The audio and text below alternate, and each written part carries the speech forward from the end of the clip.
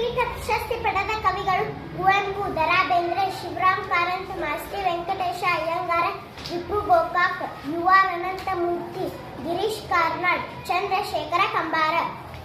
ಕುವೆಂಪು ಅವರಿಗೆ 1967ರಲ್ಲಿ ಶ್ರೀರಾಮಾಯಣ ದರ್ಶನಂ ಕೃತಿಗೆ ಜ್ಞಾನಪೀಠ ಪ್ರಶಸ್ತಿ ದೊರೆತಿದೆ.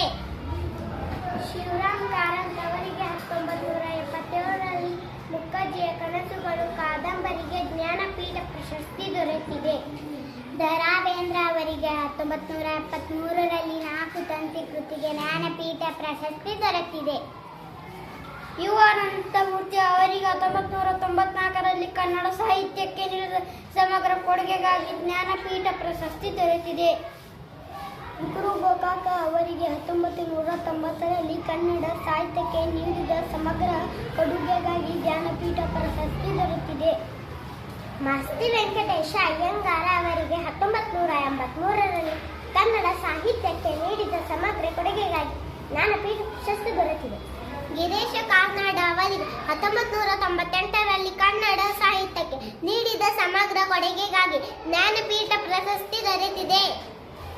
ಚಂದ್ರಶೇಖರ ಕಂಬಾರ ಅವರಿಗೆ 2010ರಲ್ಲಿ ಕನ್ನಡ ಸಾಹಿತ್ಯಕ್ಕೆ ನೀಡಿದ ಸಮಗ್ರ ಕೊಡುಗೆಗಾಗಿ ಜ್ಞಾನಪೀಠ ಪ್ರಶಸ್ತಿ ದೊರೆತಿದೆ.